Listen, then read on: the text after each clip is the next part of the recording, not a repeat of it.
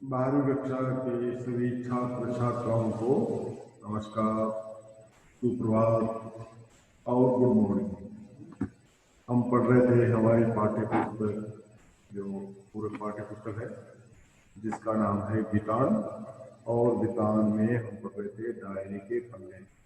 Diary के पन्ने पाठ का हमने कुछ पढ़ लिया था और आज हम थोड़ा आगे शुरू करेंगे डायरी के पन्ने को। ठीक है बेटा। तो हम पढ़ेंगे आज पेज नंबर 56 पर। 56 पर उसका जो सेकंड जो पत्र है जो उन्होंने लिखा क्या नाम से एन फ्रैंक ने अपनी किटी को, तो वो लिखा गुरुवार का दिन और 9 जुलाई 1942 9 जुलाई 1942 को पत्र लिखा उसने। तो आगे क्या घटना क्या बात बताती हो, ये लिखो। प्यारी किट्टी, ऐसा अपनी गुड़िया को बड़ी प्यार से बोला करती थी वो, प्यारी गुड्डी किट्टी, सॉरी प्यारी किट्टी। तो आखिर हम चल पड़े। कहाँ चल पड़े? अज्ञातवास जाना था। अज्ञातवास में उनको पता लग गया था कि इस प्रकार को तो कुछ परिवार है यहाँ पर रुके हुए हैं, तो उनको अज्ञातवास ऐसे स्थान पर जहाँ पर उनको देखे स्थान पर आखिर हम चल पड़े। मम्मी, पापा और मैं तेज बरसात में भीगते हुए आए। अर्थात पानी जो गिर रहा था, बरसात हो रही थी, सामान जैसे भी जो सामान था घर पे, जो जितना जल्दबाजी वो समेट सके उनको समेटा और ला करके चल दिया। हम तीनों के कंधों पर बड़े बड़े थैले और शॉपिंग बैग थे। अर्थात जो भी सामान बचे थे योग का नाम से रख सके उन सामान को रखा उन्होंने बड़े थैलों को, और जो भी बैग थे शॉपिंग बैग थे उनसे खरीदारी की थी, उनको अल्लम गल्लम चीजों से ऊपर तक ठूस कर रहे थे। जो भी चीज हाथ में आ गई जल्दबाजी में क्या कर सकता है, जाना है, निकलना है, भगना है, तो जो भी आसपास के सामान उनके हाथ में आए वो समेटा और समेट के उन बैगों में भर लिया और बैगों में भर के ला करके चल पड़े। सुबह सुबह जल्दी निकले वहां से। सुबह सुबह काम पर जाने वाले लोग हमें बड़ी बेचारगी की निगाहों से देखते हैं। क्या कर सकते हो, मदद नहीं कर सकते, मदद कर लिया, किसी देख लिया तो उनकी भी खैर नहीं, इसलिए वो बेचारे चाहते मदद करना लेकिन चाह कर भी मदद नहीं कर पा रहे थे। आप उन्हें देखते ही बता सकते थे कि वे आपके लिए अफसोस कर रहे थे।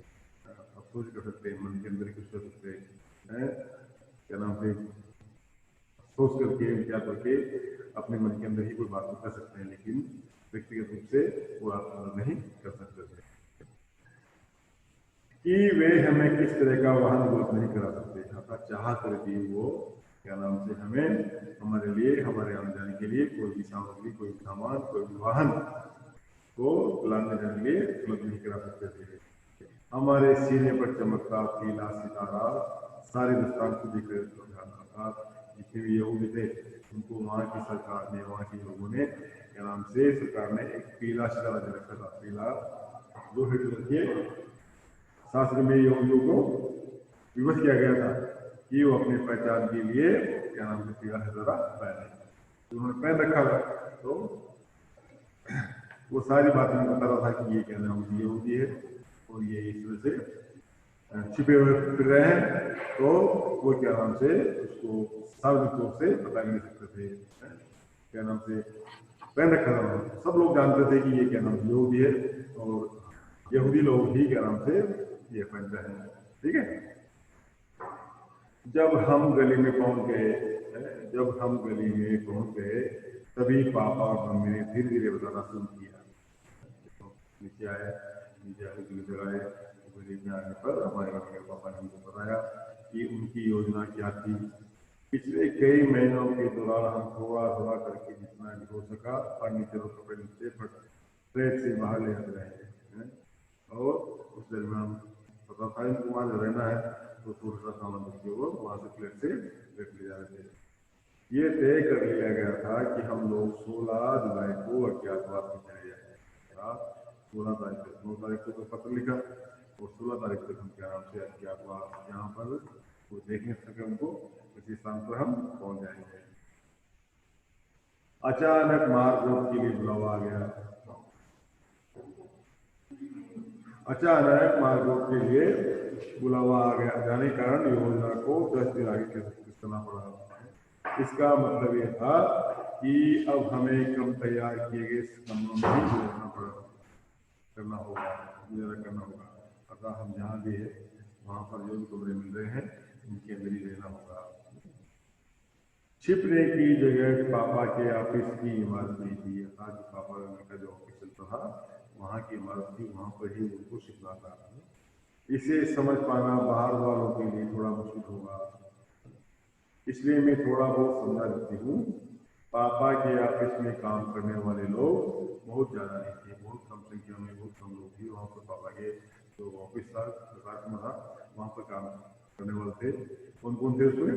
बस मिस्टर कुगलर, एक तो है मिस्टर कुगलर, मिस्टर करीमैन, मियर और 23 बरस की टाइपिस्ट जिसका नाम था बैट वास्कुइन। तो ये 4-5 लोग थे, मिस्टर कुगलर, मिस्टर कलीमैन, मियर और 23 बरस की टाइपिस्ट जिसका नाम था बैट वास्कुइन, जो टाइप का पता था। उन सबको हमारे आने के बारे में खबर कर दी गई थी। तब समझ गया था उनको कि वो लोग जो लोग उनके परिवार के थे वो भी आएंगे यहाँ और यहीं रहेंगे। मिस्टर वास्कुइन बेब के पिता 2 और सहायकों के साथ गोदाम में काम करते थे। ये वहाँ पर ही गोदाम जो भी था कारखाना था वहाँ पर ही काम किया करते थे, रहा करते थे। उन्हें कुछ भी नहीं बताया गया था, उनको पता नहीं था इस रह रहे हैं आ रहे हैं, उनको नहीं बताया गया था। इमारत के बारे में थोड़ा सा बता सकता था। इमारत कैसी थी, किस प्रकार की थी, थोड़ी जानकारी मैं आपको उस बारे में देता हूँ। तल मंजिल पर बना बड़ा सा गोदाम काम करने की जगह और भंडार गृह के रूप में इस्तेमाल होता था। इसके अलग अलग हिस्से बने हुए थे हैं। ये हिस्से गोदाम, पिसाई का कमरा वगैरह है जहाँ इलायची, लौंग और काली मिर्च वगैरह पिए जाते हैं। अर्थात उस गोदाम के अंदर ये काम होता है। गोदाम के दरवाजे से सटा हुआ एक बाहर का दरवाजा है। गोदाम जहाँ पर है वहां से दरवाजा निकलता है, तो क्या नाम से जो ऑफिस का प्रवेश द्वार है वहां से ही अंदर आते हैं। तो ऑफिस में रिकॉर्ड रखा है तो प्रवेश द्वार को मान लिया गया है। ऑफिस के दरवाजे के एकदम अंदर की तरफ एक दूसरा दरवाजा है, अर्थात उसी के पास में एक दूसरा दरवाजा और है और उसके पीछे सीढ़ियाँ हैं जहाँ ऊपर जाने का ये सीढ़ियाँ है। सीढ़ियाँ ऊपर चढ़े तो एक और दरवाजा आता है जिस पर आर पार दिखाई देने वाले कांच की खिड़की लगी हुई है। इस पर काले अक्षरों में कार्यालय लिखा हुआ है। यही आगे वाला बड़ा यानी फ्रंट ऑफिस है, मेन जो ऑफिस है जिसको फ्रंट बोलते हैं, ये ऊपर रखा हुआ। ये बहुत बड़ा हवादार और खूब रोशनी वाला कमरा है, बड़ा सा है और रोशनी वाला है। दिन के दौरान, दिन के समय दौरान यहाँ बैट, मियर और मिस्टर क्लेमैन काम करते हैं। जो मैंने बताया था आपको, पहले पढ़ा के सुनाया था आपको, ये यहाँ पर काम करते हैं, ये इसी दफ्तर में काम करते हैं। एक छोटा सा गलियारा है जिसमें तिजोरी, कपड़ों की अलमारी और स्टेशनरी की बड़ी सी अलमारी है। इस गलियारे के पास एक छोटा सा दमघोटू अंधियारा कमरा है पीछे। यह है बैंक ऑफिस है, इसमें मिस्टर कुगलर और मिस्टर वानदान बैठा करते थे। अब इसमें सिर्फ मिस्टर कुगलर बैठ रहे हैं। मिस्टर कुगलर के ऑफिस में पैसे से भी पहुंचा जा सकता है, लेकिन सिर्फ कांच वाले दरवाजे के जरिए, जिसे अंदर से तो आसानी से खोला जा सकता है लेकिन बाहर से इतनी आसानी से नहीं खोला जा सकता। नहीं, मिस्टर कुगलर के ऑफिस से निकलने के बाद तुम लंबे तंग गलियारे से कोयले वाले गोदाम की ओर बढ़ोगी और 4 सीढ़ियां चढ़ोगी तो तुम्हें अपने आप को प्राइवेट ऑफिस में पाओगी। ये पूरी इमारत का शोपीस है, तथा इस तरह की पूरी इमारत जो मैंने बताई है, दरवाजा कहाँ से खुलता है, दरवाजा की सीढ़ियाँ जाती है, कैसे कोई कमरा आता है, है, वहाँ पर बैंक का कमरा है, क्लीन के नाम से काम किया करते थे, वो बैठा करते थे। तो ये पूरी दरवाजे का, पूरी मकान का शोधी। शानदार महोगनी फर्नीचर, लिनोलियम का फर्श जिस पर कालीन बिछा है, एक रेडियो है, आकर्षक लैंप है, सब कुछ उत्तम दर्जे का। अर्थात सारी चीजें वहां पर बहुत अच्छे ढंग से, बहुत अच्छे तरीके से बिछी हुई, रेडियो भी है। इसके साथ वाला कमरा बहुत बड़ा रसोई घर है, बगल में कमरा है, रसोई घर के रूप में काम में लेते हैं। उसमें पानी गर्म करने का हीटर है, जहाँ पर पानी गर्म करने के लिए भी हीटर लगा हुआ है, नहाने धोने के लिए, पानी गर्म करने के लिए। गैस की 2 चूल्हे हैं, अर्थात गैस के 2 चूल्हे रखे हुए हैं। साथ में पाखाना है, पाखाना होता है जहाँ पर हम वाशरूम करते हैं, टॉयलेट हो जाते हैं, वह है। ये पहली मंजिल का नक्शा है, ये जो पहली मंजिल है उसी का सारा नक्शा है। नीचे की सीढ़ियों वाले गलियारे से एक रास्ता दूसरी मंजिल की तरफ जाता है, अर्थात जो नीचे की सीढ़ियां हैं वाले गलियारा है, वहां से एक और रास्ता निकलता है, वो दूसरी मंजिल को जाता है, दूसरी जो मंजिल है वहां पर निकल जाता है।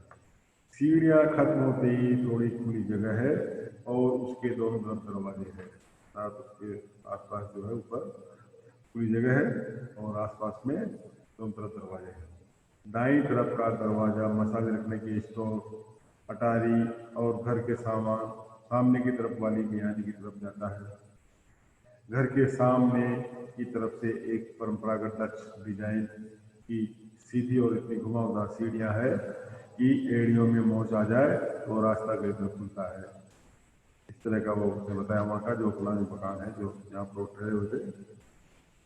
सीढ़ियों के ऊपर बनी जगह से दाईं तरफ का दरवाजा घर के पिछवाड़े की तरफ हमारी गुप्त एनेक्स की तरफ जाता है, जहाँ पर उनको कोई देख नहीं पाए, ऐसी जगह पे रखा गया था। कोई कल्पना भी नहीं कर सकता था कि इस सपाट मटमैले दरवाजे के पीछे इतने कमरे भी हो सकते हैं। ऐसा कुछ सोच भी सकता है कि एक छोटे से मकान के अंदर, बड़े छोटे मकान के अंदर और इस तरह से छोटे छोटे कमरे वहाँ पर हो सकते हैं। दरवाजे के आगे सीढ़ी का बस एक ही पायदान है, इसे पार करते ही आप भीतर होते हैं। आपके सामने ही कई सीढ़ियां ऊपर की तरफ चली जाती है। बाईं तरफ एक तंग सा गलियारा है जो एक बड़े कमरे में जाकर खुलता है। यही कमरा फ्रैंक परिवार के लिए ड्राइंग रूम, बेडरूम पर काम करता है। मतलब बड़ा ही अनोखी जगह है वो, जहाँ पर कोई देख नहीं सके इनको, ऐसी जगह पर रोका गया। अगला दरवाजा एक छोटे कमरे का है। यह परिवार की 2 जवान लड़कियों के बेडरूम और स्टडी रूम के काम का आता है। सीढ़ियों की दाईं तरफ गुसलखाना और बिना खिड़कियों वाला एक कमरा है, जिसमें एक वॉश बेसिन लगा हुआ है। किनारे की तरफ वाले दरवाजे में पाखाने की तरफ और दूसरे दरवाजे में से मेरे और मार्गरेट के कमरे की तरफ जाया जा सकता है। यदि आप और सीढ़ियां चढ़कर बिल्कुल ऊपर तक चले आए तो आप नहर के किनारे बने इस पुराने मकान में ऊपर एक बहुत बड़ा खुला खुला हवादार कमरा देख कर हैरान रह जाएंगे। इसमें एक गैस का चूल्हा और एक सिंक है। भगवान का शुक्र है कि ये मिस्टर कुगलर की प्रयोगशाला काम आता होगा। इसे कॉमन कमरे, ड्राइंग रूम और हम सब के लिए स्टडी के लिए भी इस्तेमाल किया जा सकेगा। एक छोटा सा कमरा पीटर वानदान के लिए बेडरूम का काम करेगा। और फिर जैसी इमारत के सामने की तरफ है वैसे ही अटारी और मियानी यहाँ भी है। तो ये रहा हमारा नया गरीब खाना।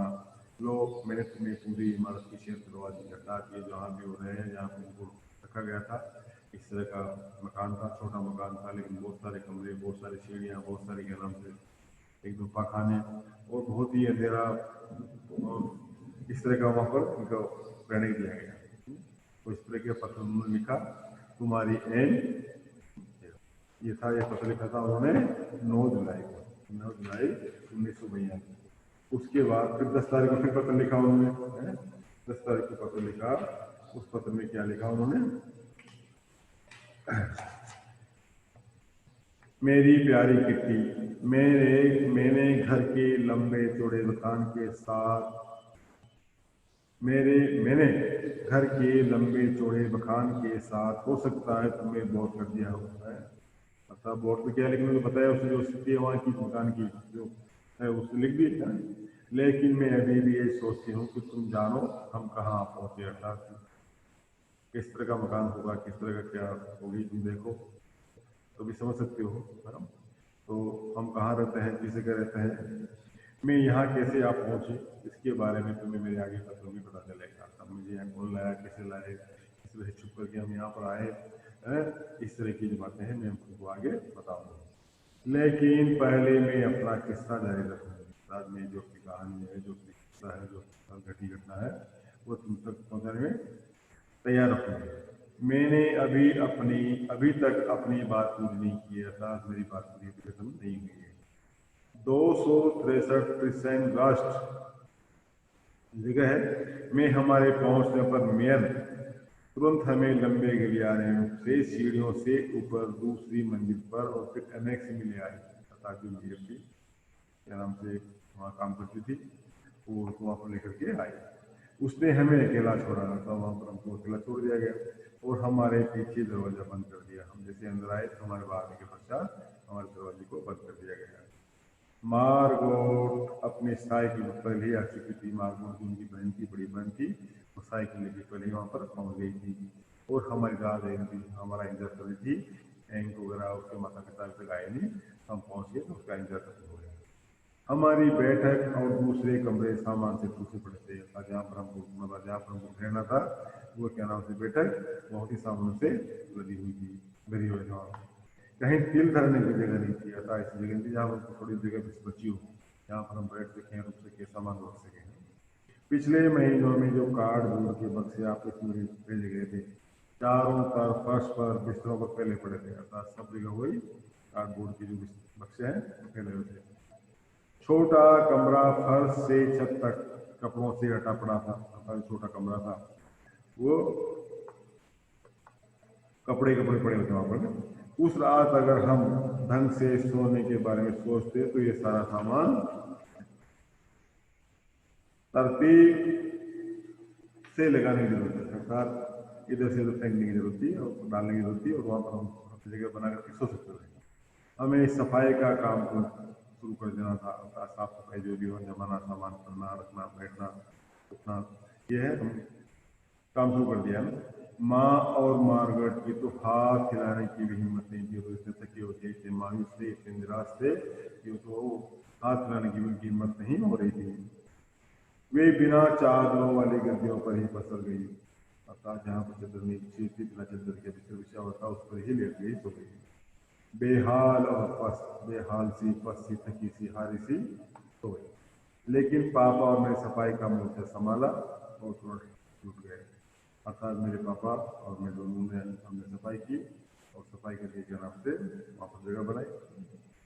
हम सारा दिन पैकिंग खोलते रहे और जो सामान लाए थे वो सामान की पैकिंग हम खोलते रहे, अलमारियां भरते रहे, जो भी अलमारियां थी उनके अंदर सामान डालते रहे, कीलें ठोकते रहे, तमाम सामान ठिकाने से लगाते रहे, और जो भी सामान थे हमारे पास जो लाए थे उनको हम जमाते रहे।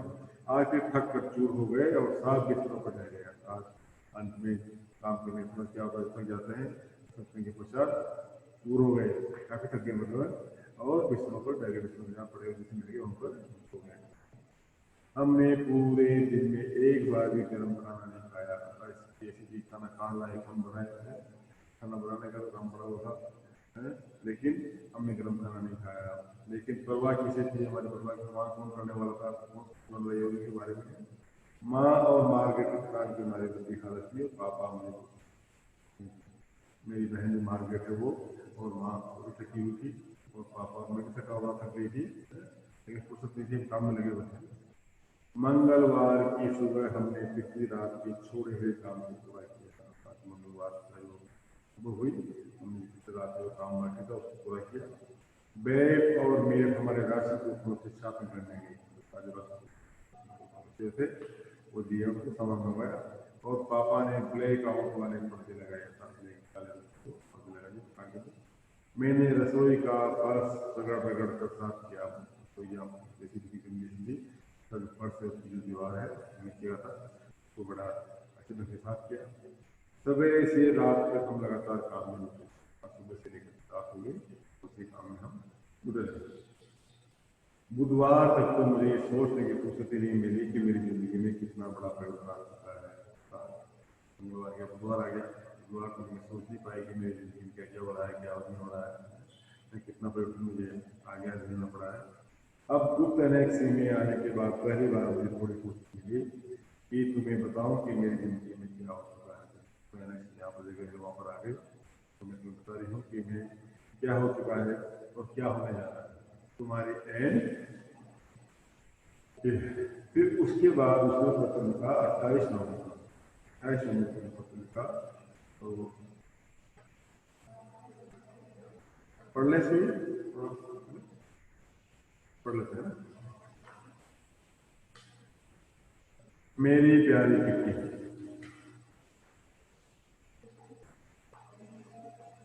हम इन दिनों बिजली का बहुत ज़्यादा इस्तेमाल करते रहे, अर्थात बिजली तो काम होता ही जहाँ अंधेरा सा मकान हो, कमरे हो, और बिजली सांस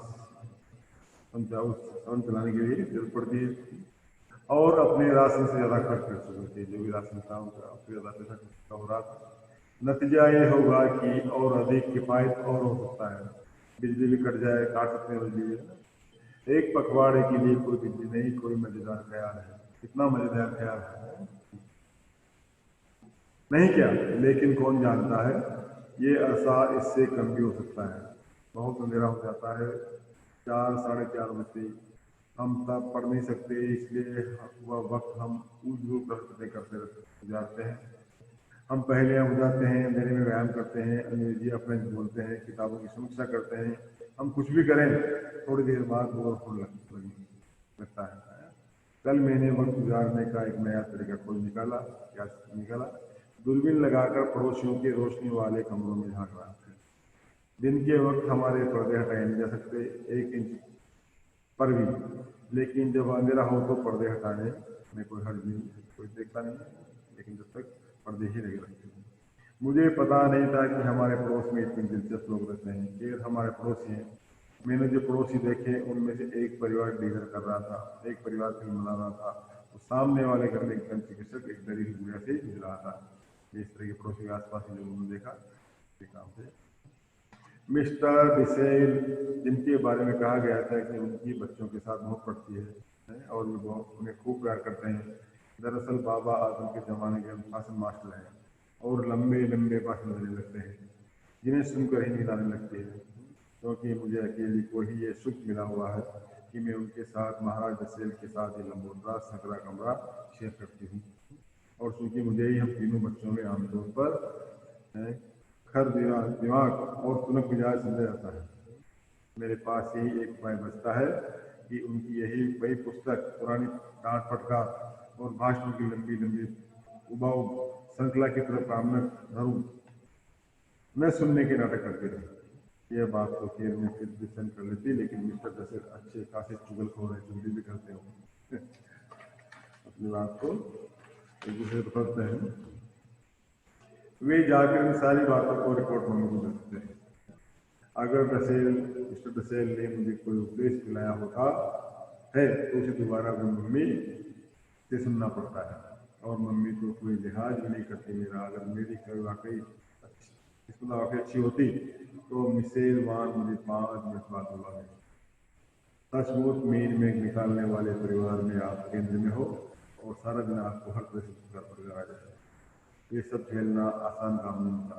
तब मेरी छोटी थी, ये सारा मैंने तो आता है। रात को जब मैं बिस्तर पर होती हूँ तो अपने पापा और बड़ा कर बताई गई अपनी खामियों के बारे में सोचती हूँ, तो इतनी ज़्यादा होती है कि अपने मूड के हिसाब से या तो मैं हंस सकती हूँ या रो सकती हूँ। तब मैं इस अजीब से ख्याल के साथ हो जाती हूँ कि मैं जो कुछ हूँ उससे अलग होना चाहती हूँ, या मैं उससे अलग तरीके से व्यवहार करना चाहती हूँ जो मैं हूँ, या जो मैं होना चाहती हूँ। मेरी प्यारी किट्टी, अब मैं तुम्हें कितना उलझा रही हूँ, लेकिन मैं चीज एक बार लिखकर उन्हें काटना पसंद नहीं करती। और इसी कमी वाले वक्त में कागज को मोड़ तोड़ कर रद्दी की टोकरी में डाल देना बिल्कुल मना है। इसलिए मैं तुम्हें सिर्फ यही सलाह दे सकती हूँ कि तुम ऊपर वाले हिस्से को फिर से पढ़ने की कोशिश मत करना, क्योंकि इसमें तुम्हें बात का सिर्फ मिलेगा। तुम्हारी अब 19 मार्च 43 का जो पाठ लिखा गया है, जो बाकी गई है, उसको हम कल पढ़ेंगे बेटा।